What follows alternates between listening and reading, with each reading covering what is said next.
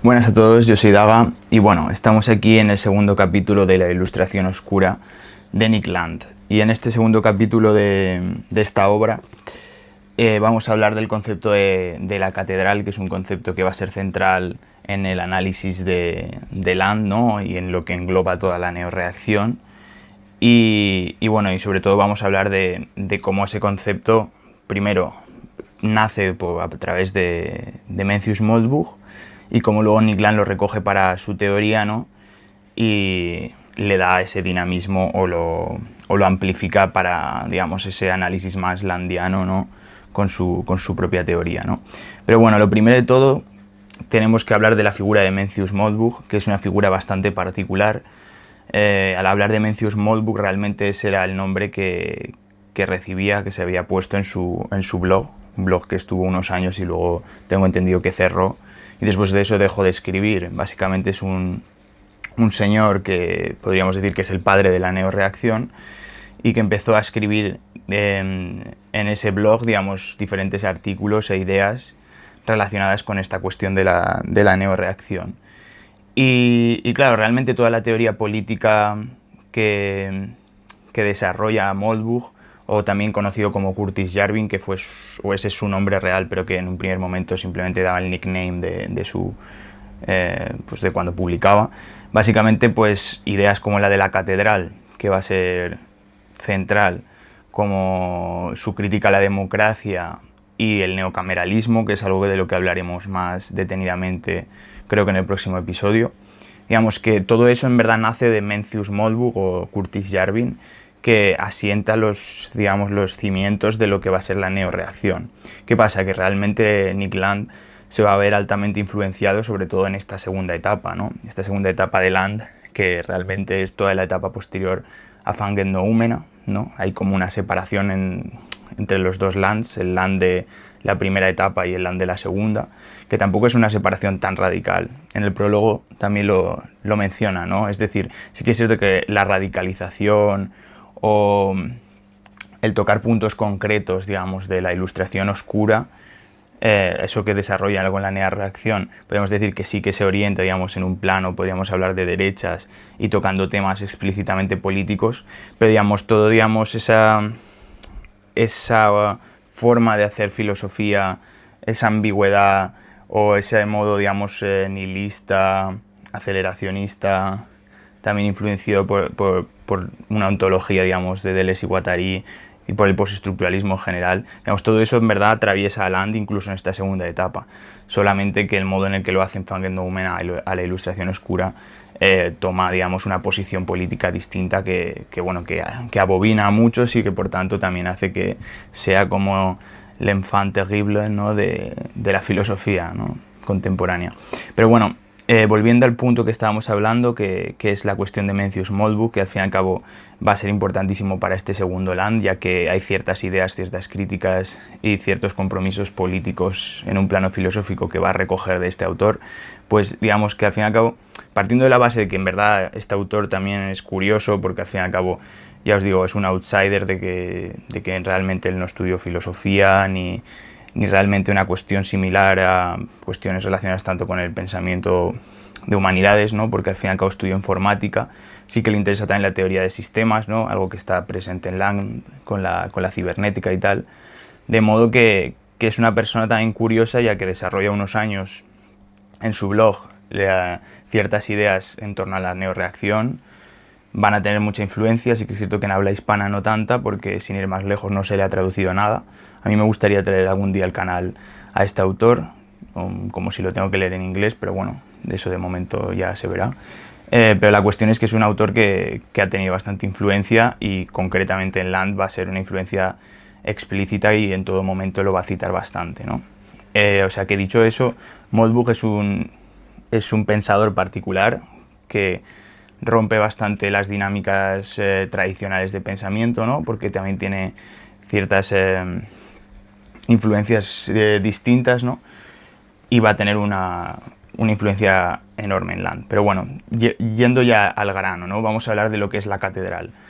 La catedral podríamos decir que es el concepto que sostiene la crítica que realizan la neorreacción, en concreto Moldbug y Land, digamos, es el núcleo del problema que analizan y el motivo por el cual esa crítica al progresismo institucionalizado impide a lo mejor crear un horizonte de pensamiento distinto, ya que hay un monopolio cultural, ideológico, con respecto a las ideas que son correctas de cara a la opinión común, ¿no? A la opinión pública, podríamos decir, ¿no? Digamos que la catedral es un concepto que, como analizaremos ahora, es bastante curioso, ¿no?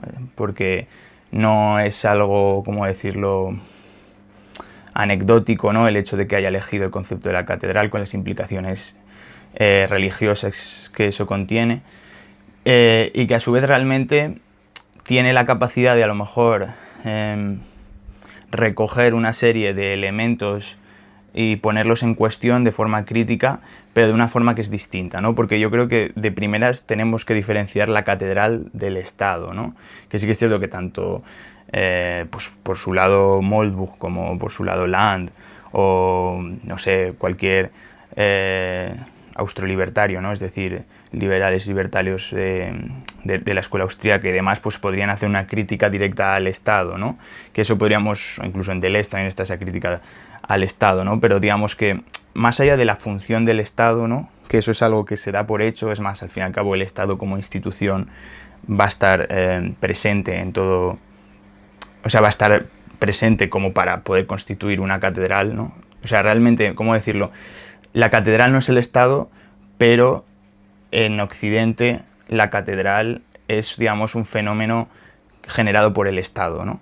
Sin embargo, y esto lo hablaremos en el próximo capítulo, creo, Land va a decir que, a diferencia de otros liberales libertarios, ¿no? O tecnocomercialistas, como llamará él, que puedan ser minarquistas, es decir, de un Estado mínimo, o incluso anarcocapitalistas que piensen que no debe haber Estado, ellos, tanto Moldbug como Land, van a ver eso como un pensamiento bastante utópico y que por los intereses internos al poder es imposible eliminar el Estado, ¿no? Porque en la práctica siempre va a haber un grupo de poder que va a querer sostener ese poder porque tiene intereses en ello, ¿no? Por eso se van a alejar, digamos, de esa crítica a lo mejor más utópica de los liberales libertarios, y ellos van a asumir que el Estado tiene que estar, y como tiene que estar podemos decidir entre un Estado de una manera o un Estado de otra, ¿no?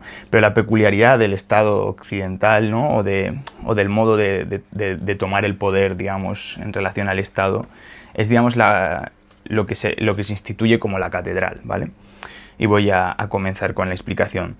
Digamos, la catedral, al fin y al cabo, se caracterizaría por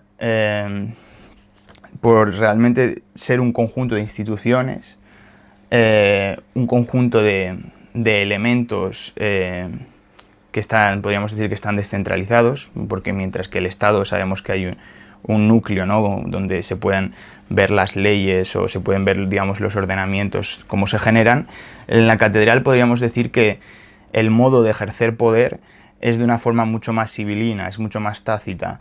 Es un poder que, aunque parta del Estado, se diluye. Son flujos a lo mejor más, más invisibles, ¿no? Que a lo mejor no tienen esa, digamos, todos podemos ver a un policía, digamos, ejerciendo su poder, o a un juez ejerciendo su poder, y vemos, si rastreamos hacia atrás, ¿no? Podemos ver efectivamente el poder del Estado en su máximo esplendor, ¿no? En su monopolio de la violencia, ¿no? Como diría Weber. Sin embargo, en la catedral es algo que sí, que se presupone que está en el Estado, porque hay cierto statu quo que se sostiene culturalmente, hay una serie, digamos, de tendencias que se sostienen culturalmente y una serie de ideas que se presuponen que se deben de seguir. Sin embargo, digamos, el artífice o el origen de eso no tiene un centro tan claro, ¿no? Porque puede haber órdenes políticas, sí, pero tampoco es una cosa que sea puesta a rajatabla como, digamos, puesta de una forma directa, digamos, como puede ser una orden, como puede ser, digamos, una orden como judicial o un, no sé, pues, que se dé la orden al aparato, digamos, policial para ejercer, digamos, pues no sé, para parar una manifestación a golpes, ¿no? Eso es algo evidente, ¿no? Sin embargo, el poder de la catedral no es evidente, es un poder que se diluye en la sociedad, pero que a su vez tiene una potencia enorme, porque en cierto modo dirige las ideas. Y claro, el poder de la catedral, al fin y al cabo, a mí me hace pensar mucho en el concepto de hegemonía de Gramsci, ¿no? Que también en el canal lo hemos tratado a partir de Ernesto Laclau y Chantal Mouffe, que es un concepto que es central sobre todo para entender la filosofía política contemporánea, ¿no? Cómo realmente la hegemonía cultural implica el tener el poder, digamos, de la ideología o del pensamiento de la masa, ¿no? Entonces, en el momento en el que la masa piensa que una cosa es correcta, eso va a ser por fuerza algo que se instituya como lo correcto, y por lo tanto todo lo que no está dentro de ese marco es puesto en duda como algo moral, algo que está bien, o incluso en el peor de los casos puede ser perseguido, ¿no? Esto en un plano cultural, ¿no? En un plano ideológico, porque al fin y al cabo la catedral va a tener ese aspecto también de cómo se instituye en función de ese marco cultural que presupone una serie de ideas como las correctas.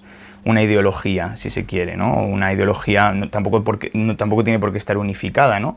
Pero sí que hay a lo mejor una serie de premisas que son aceptadas. Entonces la cuestión, y esto es el punto más importante, es que la catedral se sostiene sobre 3 pilares que son básicos.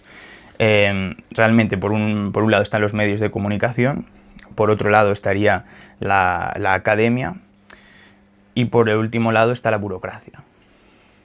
Si cogemos estos 3 pilares, que sí que podemos realmente ver cómo sí, eso son ciertos tentáculos que se destilan o que se extienden del Estado sin ser directamente el poder estatal, pero sin embargo el poder, la influencia del Estado está ahí, ¿no? Sin embargo, la catedral como tal se asientaría en estos 3 poderes por lo siguiente, porque por un lado los medios de comunicación van a tener una línea de límites de lo que hablar y de lo que no, de cómo tratar un tema o cómo tratar otro, y de qué manera, digamos, influenciar a la opinión pública a través, digamos, de los medios tradicionales. Esto es algo evidente, esto es algo que cualquier persona que realmente se haya parado a ver la televisión se puede dar cuenta de muchas veces, como las noticias, como los programas, muchas veces pues hay unos límites que no se pueden tocar, hay ciertas cosas que directamente a lo mejor puede haber órdenes, ¿no?, de no hablar de X temas, o si se habla de ciertas cosas se habla de una forma, ¿no? Esto, por eso os decía que es un poder más bien invisible, porque es un poder que pueden estar colándote cierta cosa. Tampoco quiero parecer conspiranoico, porque no pienso que sea una conspiración, porque al fin y al cabo es evidente que hay intereses políticos, y estos intereses políticos se derivan de formas, digamos, más, ¿cómo decirlo?, más sutiles. Es como ocurre en la geopolítica, ¿no? O muchas veces en los diferentes estados tienen muchas maniobras internas, ¿no?, para poder ejercer su poder de una forma y que parezca que a lo mejor es de otra, ¿no? Pasa constantemente. Entonces la forma es que los medios de comunicación tienen la manera de diluir esa responsabilidad del Estado, ¿no?, a partir de esa autoridad que presupone el medio de comunicación al transmitir una información, ¿no? Tú ves las noticias y tú de partida partes de la premisa de que te están informando de una forma neutral. Sin embargo, esa neutralidad puede ser puesta en entredicho, y yo creo que a día de hoy en las redes sociales es algo que pasa bastante, ¿no? Que a lo mejor sí, lo que se espera, digamos, de una opinión típica que se escucha, digamos, en la televisión, a lo mejor luego escuchando otro tipo de opiniones de gente informada, pero que no está en ese mainstream, digamos, canónico, que podríamos decir que está dentro de un medio de comunicación y dentro de la catedral, pues a veces a lo mejor ves que hay una disonancia entre la información que te están dando y lo que está ocurriendo, ¿no? O la forma en la que generan una interpretación, ¿no?, más comedida o más sí, más para todos los públicos, ¿no? Entendiendo eso como una especie de amasamiento de la opinión pública de una forma de redirigirla por las intenciones que desean. Entonces eso es una parte que está ahí, ¿no? Esa primera parte que sería los medios de comunicación. Luego una segunda parte que sería la academia. La academia, por mi experiencia particular, yo también no lo voy a poner en duda porque también lo he visto, ¿no? Realmente en la academia la tendencia es a tener un pensamiento, digamos, de línea, digamos, progresista, de línea de izquierdas, ¿no? Y eso es un hecho, ¿no? Porque yo sí que es cierto que aunque no me denomine ni de izquierdas ni de derechas, porque ya os lo dije que no tengo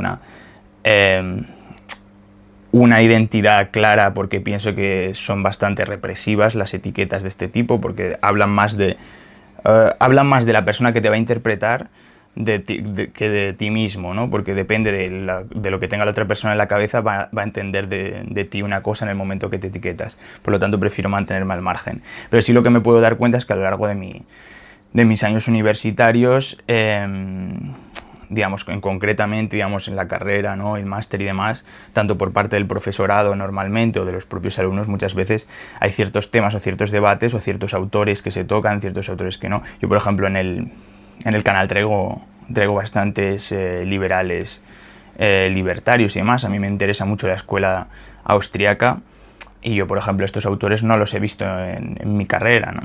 Y eso es algo, pues esa cámara de eco, ¿no? Que se crea en la academia, ¿no? En la cual hay ciertos autores que pueden ser bien vistos y ciertos autores que no, o ciertas cuestiones que pueden tener cierto interés y por lo tanto se les da más cabida, ¿no? Eso yo creo que está presente, tanto cierto tipo de no sé si decir censura, porque tampoco pienso que sea una censura puesta. O sea, es más lo que se ha denominado postcensura, ¿no? Digamos, una censura más silenciosa, ¿no? El hecho de que se dé por hecho que estos autores sí, porque hablan de ciertos temas que son buenos y que están bien, pero a lo mejor ciertos autores que tocan esto desde otra perspectiva, eso ya pica más, ¿no? Eso ya no, estos autores no. Tanto por las preferencias subjetivas de quien dan las clases como por el propio alumnado, que a lo mejor demanda una serie de autores, ¿no? Entonces a lo mejor simplemente coges la historia del pensamiento o coges la historia de las ideas por haciendo cherry picking de aquello que te interesa, ¿no? No entiendes, digamos, la filosofía en un sentido global, ¿no? Porque para mí la filosofía es un ejercicio de crítica constante, es una crítica hacia la propia forma de hacer las cosas actual como cualquier dirección, ¿no? Cualquier dirección ideológica, ¿no? Por lo tanto, si uno se cree que puede estar en una posición de poder a la hora de saber la verdad y ser moralmente superior por tener una serie de ideas, está siendo crítico con lo que está fuera de su casa, pero por así decirlo, está cayendo en el prejuicio de no ser crítico consigo mismo. Entonces eso es una cosa que es totalmente antifilosófica y mucha gente no se da cuenta de eso, ¿no? Pero bueno, es el mainstream, es lo que hablamos, es la academia. Por eso la academia también tiene unos protocolos, tiene unas formas de hacer las cosas y eso es molesto. Es molesto porque a lo mejor en el momento que quieres innovar no se te puede dejar innovar. Pero luego hablando ya en términos de lo que es la catedral, directamente una serie de ideas políticas que a lo mejor puedan ir un poco en contra del propio marco institucional, pues también va a ser mal visto o por lo menos va a ser visto con cierta sospecha. Primero, no va a ser promocionado. Segundo, no vas a encontrar, digamos, un feedback de primeras y luego que a lo mejor, pues si te interesa eso, a lo mejor lo puedes ver, pero más de espaldas a la institución. Entonces eso es lo que me quiero decir, que si la universidad, la academia, es un centro de producción de ideas y ese centro de producción de ideas está sesgado, lo que nos encontramos es que cualquier tipo de contrarréplica a esa producción de ideas va a ser descartada por el hecho de no pertenecer a la academia, ¿no? Y por lo tanto, hablando de la filosofía, ¿no? Que como hablamos tiene un sentido crítico por naturaleza, estaríamos hablando de que ese sesgo que penetra en la academia y que, por así decirlo, difunde, impulsa, incluso subvenciona una serie de ideas, va a ser promocionado de una manera mejor y va a ser mejor vista por el propio hecho de que va asociado a esas ideas que se consideran que son positivas. O que simplemente se les hace caso, ¿no? Porque tampoco quiere decir que todo el mundo las niegue de primeras, pero simplemente el hecho de tratarlas de una manera o no tratarlas, ya estás haciendo una distinción, lo quieras o no, ¿no? Entonces, ese tipo de cosas están destiladas dentro de lo que es la catedral, ¿no? Si os dais cuenta, medios de comunicación, como un brazo ejecutor que se deslinda del propio Estado. Luego, lo que sería la academia también, que si os dais cuenta también tiene una influencia también desde las propias arcas públicas, ¿no? Porque por lo general, no sé cómo serán vuestras universidades, pero en España la mayoría de universidades son públicas y por lo general la gente va a universidades públicas. Y luego ese tercer eje que sería la burocracia, que la burocracia también se cierra sobre lo anterior, ¿no? Porque no debemos olvidar que al fin y al cabo la burocracia lo que vendría a decirnos es: tú en tu función del tipo que sea, ya sea administrativa, ya sea, no sé, de sanidad, de educación, de cualquier medio, digamos, que por así decirlo se deslinda del poder estatal, podríamos decir que en cierto modo puede generar una serie de simpatías con ciertas ideas por el hecho de que al fin y al cabo se genera un clientelismo con lo que corresponde a percibir tu salario, ¿no? Me refiero, eso no implica de que un burócrata no, o sea, tenga que asociarse necesariamente, ¿no? Puede haber burócratas, ¿no? Teniendo por burócratas pues aquel que tiene cierto poder en tanto que organiza como una parte del engranaje del aparato estatal, ¿no? Pues el mero hecho de pertenecer ahí no te hace que tú vayas a tener una serie de ideas, pero lo que sí que hace es que puedas tener mayor simpatía a una serie de ideas por el hecho de que, en cierto modo, esa promoción por la que a lo mejor tú has llegado, ¿no? Sea una oposición, o sea, sí, o sea una bolsa, o sea cualquier cosa, en cierto modo, recoge una serie de idearios que impulsan o consideran correcto una serie de ideas, ¿no? No sé si me estoy explicando, pero por lo general eso lo puedes ver en algunos profesores que hayas podido tener o con ciertas ideas de ciertas personas a lo mejor que, como tienen el punto de vista también sesgado por el hecho de que podríamos decir que el dinero, por eso hablaba de un clientelismo, es decir, el dinero que perciben cada mes, o sea, cuando piensas quién es tu jefe, acabas trazando esa responsabilidad o sea, al Estado, ¿no? O sea, al fin y al cabo el que te paga es el Estado. Entonces, al tú tener una relación de dependencia con el Estado, inevitablemente a lo mejor hay ciertos incentivos a tener una serie de preferencias ideológicas a priori, que no tiene por qué, pero ese incentivo no se puede descartar, porque al fin y al cabo es el marco que te asegura tu pan en la mesa, ¿no? Entonces ese marco implica apoyar el discurso, porque apoyar el Estado implica en cierto modo apoyar el que tengas el pan en la mesa en último término, porque si le va mal el Estado, te va mal a ti.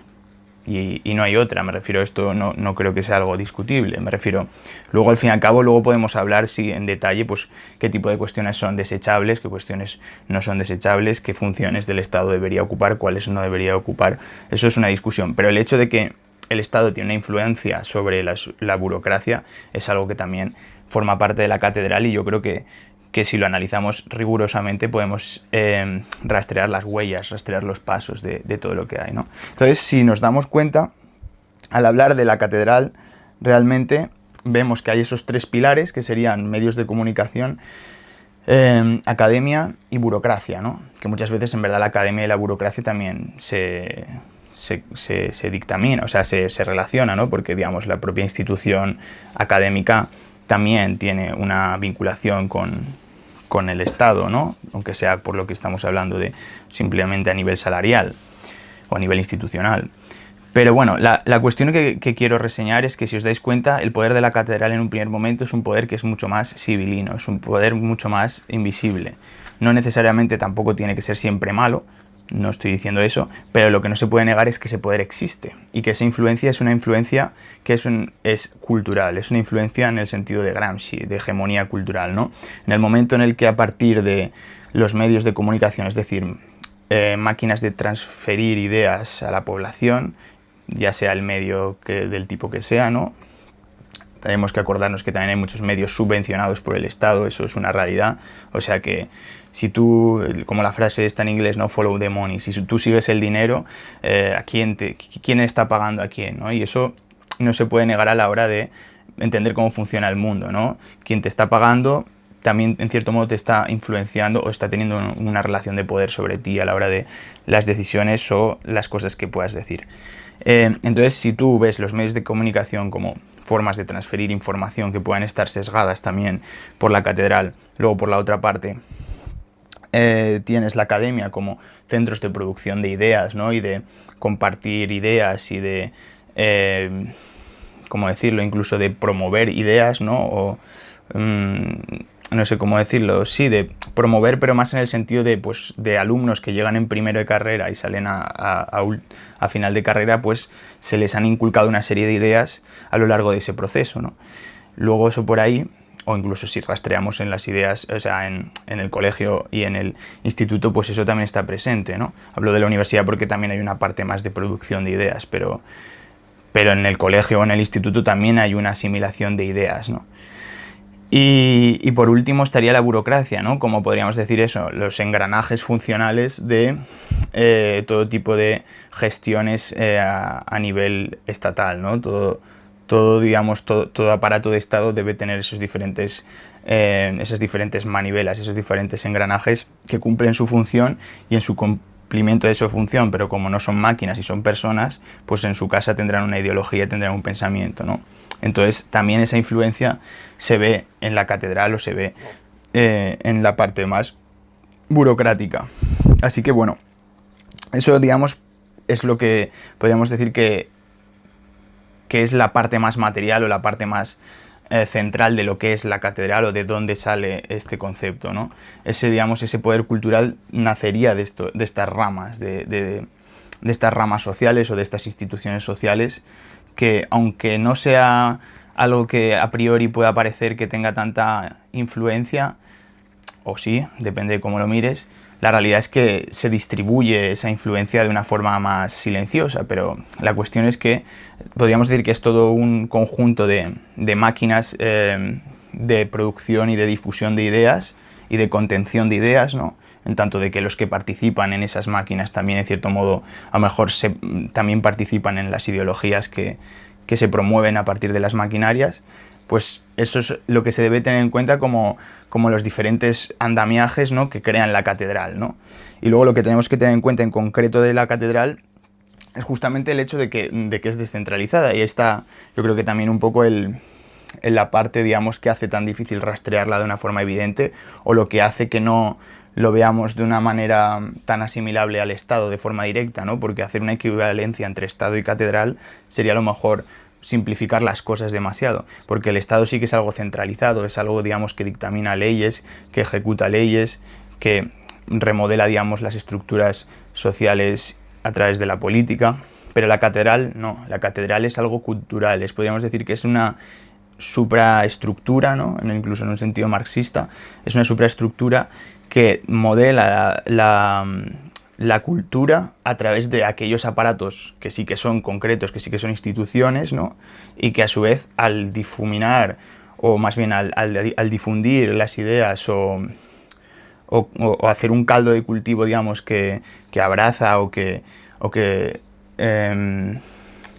sí, que presupone como correctas, digamos, una serie de códigos morales, de códigos cívicos, etcétera, pues ese tipo de instituciones pues dan a entender que hay una preponderancia de ciertas maneras de ver el mundo, ¿no?, de forma institucional, ¿no? Esa es la cuestión, ¿no? Luego en su casa cada uno puede pensar lo que quiera, pero la institución tiene una forma de pensar. Aunque no la veamos, esa forma de pensar se inocula poco a poco, podríamos decir, ¿no? Entonces el hecho de que la catedral esté descentralizada es lo que también hace que sea una diferencia radical con el poder estatal, o más bien con el Estado como tal, ¿no? Porque al fin y al cabo cada órgano concreto, digamos, cada medio de comunicación, cada institución burocrática, cada institución académica, podríamos decir que influye en cierta manera, pero de una forma más, como decimos, más en un sentido de hegemonía cultural, en un sentido de cómo realmente esto es lo que está bien y lo que está mal, ¿no?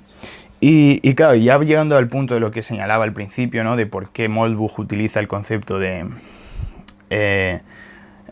la catedral, ¿no? Que es un concepto explícitamente religioso, pues básicamente Moldbug lo utilizará de una forma también bastante curiosa, ¿no? Por el hecho de que al fin y al cabo considera que lo que instituye la catedral, es decir, ese modo de pensar que es afín a las formas ideológicas que la catedral dictamina que son las correctas, son justamente una moda, o sea, más bien una forma de lo que denominará neopuritanismo, es decir, de una especie de neopuritanismo, o también hablará directamente de criptocalvinismo, o incluso de una especie de laicismo sintético, hablará. O sea, esto es muy curioso, ¿por qué? Porque recogiendo a Nietzsche, ¿no? La muerte de Dios y la posmodernidad y demás, digamos, en un mundo en el que los relatos han caído, en la que no hay una forma única de ver el mundo o de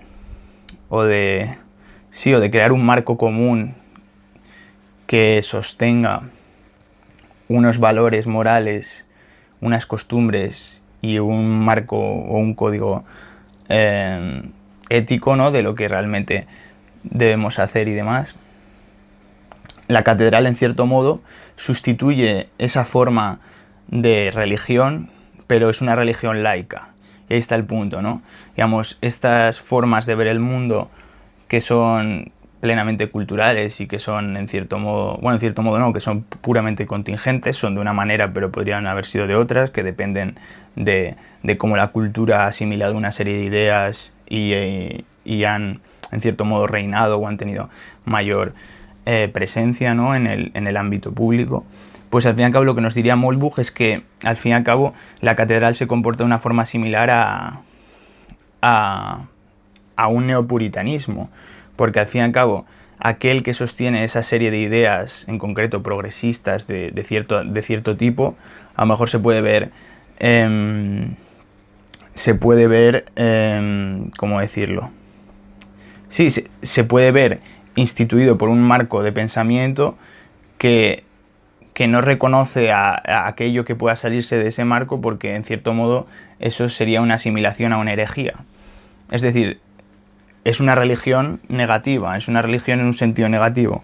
Es la negación de la religión porque rompe con la religión en un sentido tradicional, pero sin embargo instituye un marco de pensamiento que dictaminaría una serie de verdades, una serie de cuestiones que son correctas y que si no las piensas como correctas, por lo tanto, estás en contra de lo que es verdad, y por lo tanto eso implicaría, digamos, que lo políticamente correcto, lo que no es políticamente correcto es directamente una herejía, ¿no?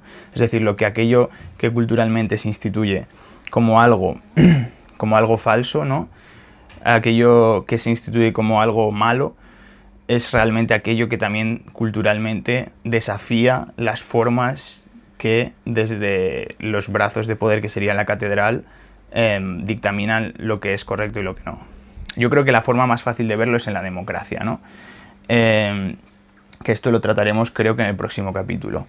Pero digamos, la crítica a la democracia, ya os digo, yo esto lo estoy hablando todo en un sentido general, tampoco estoy diciendo que esto sea lo bueno, esto sea lo malo, yo hablo de lo que dice Land y lo que dice Moldbug, ¿no? Más allá de que puedas estar de acuerdo o no, pero la cuestión de fondo, que es la crítica a la democracia que se ejerce, va de la mano de cómo realmente el mero hecho de negar o de criticar la democracia o de poder ver cosas que podrían o pensar una alternativa positiva, eso ya te convierte o te pone en un círculo o en un lado de sospecha, te pone en un lado de a lo mejor esta persona es fascista o a lo mejor esta persona quiere, no sé, o sea, como que se hace una igualdad, o sea, una equivalencia, perdón, a nivel de esta persona niega esto, por lo tanto esta persona es esto, ¿no? Por lo tanto, digamos, ese marco de pensamiento que se instituye desde la catedral supone una serie, digamos, de ideas que están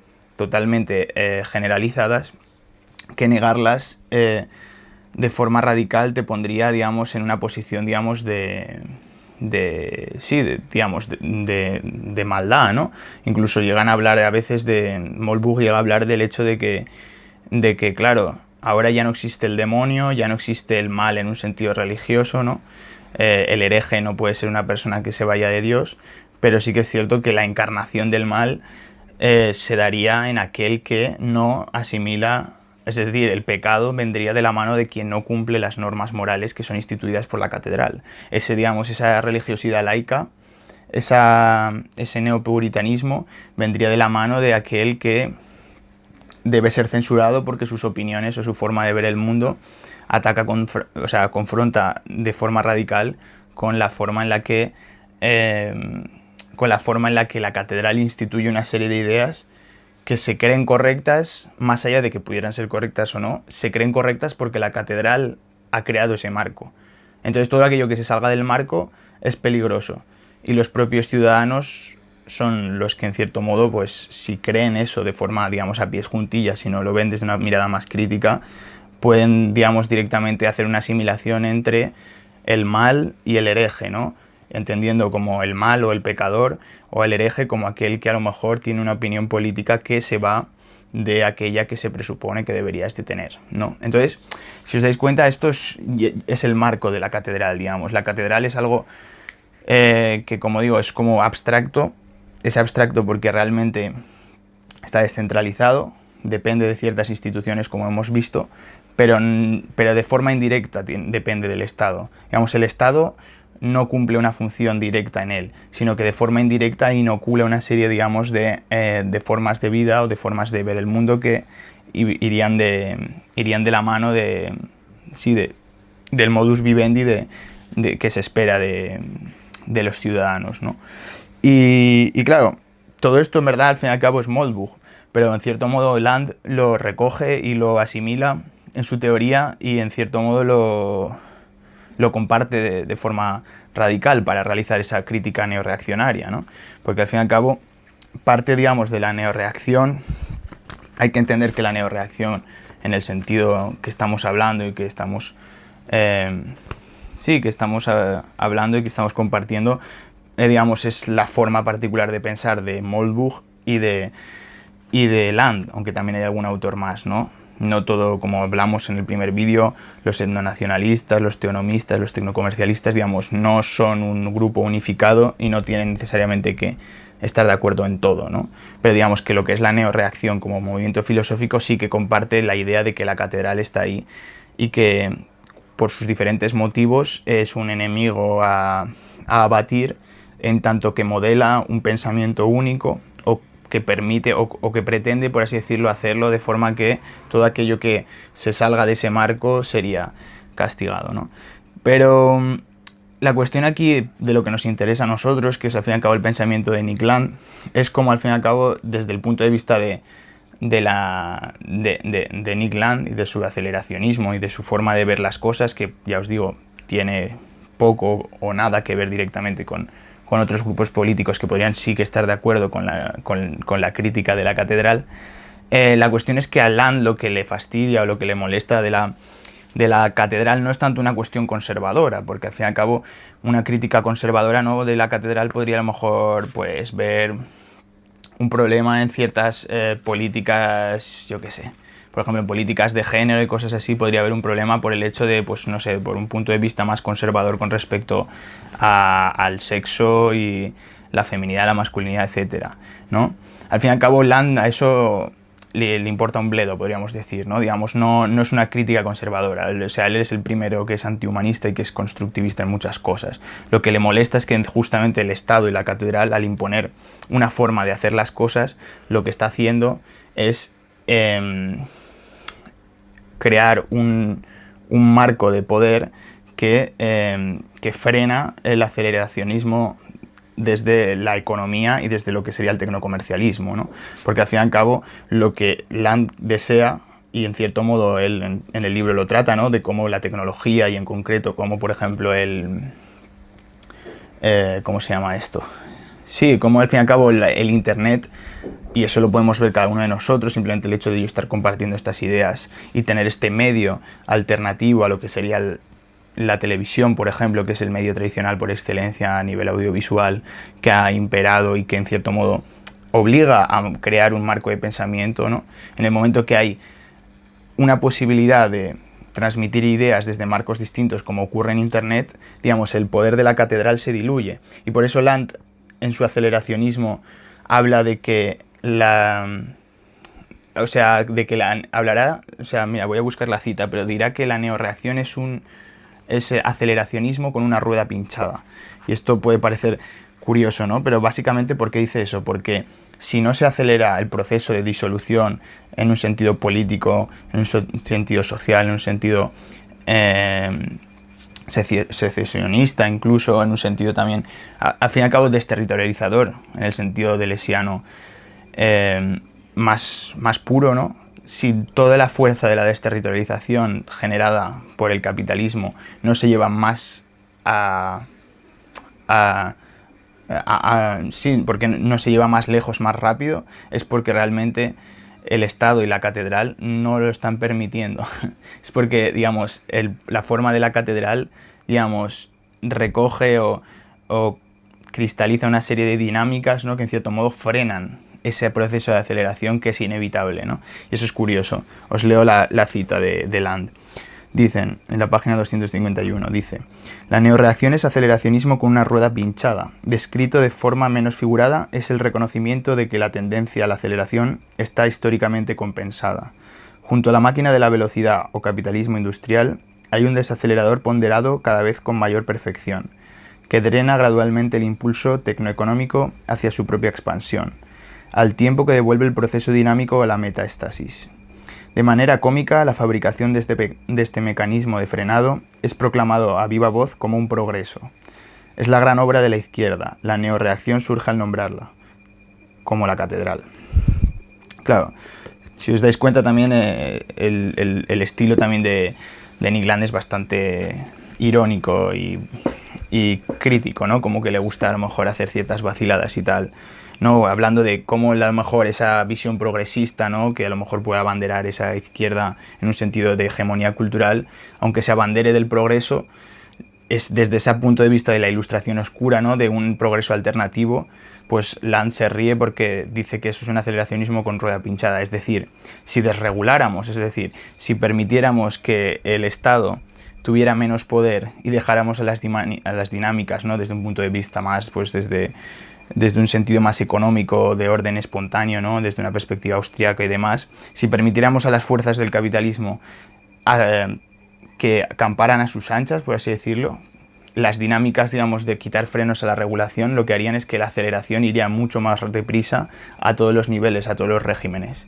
Entonces, por eso habla Land de la cuestión de la crítica a la catedral, sobre todo, porque la catedral, al inocular una serie de ideas y al tener, digamos, en cierto modo el mando de lo que se cree que es lo correcto, no es que impida que esa aceleración se dé, porque la realidad es que la aceleración es incontrolable, no se puede, digamos, las dinámicas del capitalismo no las puede controlar el Estado, aunque quisiera, ¿no?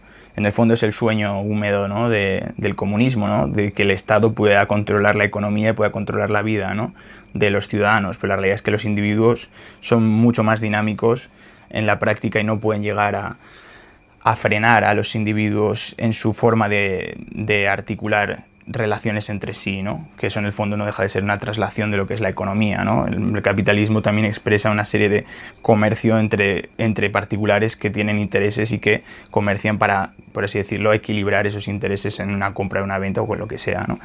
Entonces, ¿qué os vengo a decir? Que la catedral frena el proceso acelerador del capitalismo, del tecnocapitalismo, dirá Land, y por lo tanto, por eso realmente hay una crítica radical también desde la parte de Land, ¿no? No tanto por una cuestión conservadora, sino casi por lo contrario, ¿no? Es decir, porque no estáis permitiendo realizar, digamos, esa singularidad tecnocapitalista, no estáis permitiendo que la tecnología vaya todavía más rápido en la disolución, digamos, de estratos, ¿no? Y bueno, todo esto del aceleracionismo landiano le quiero dedicar un capítulo entero porque merece mucho la pena, porque es algo que tiene mucho interés y que y que ya está presente en su primera etapa, pero en esta segunda etapa adquiere un volumen y una forma mayor, más grande a todos los niveles.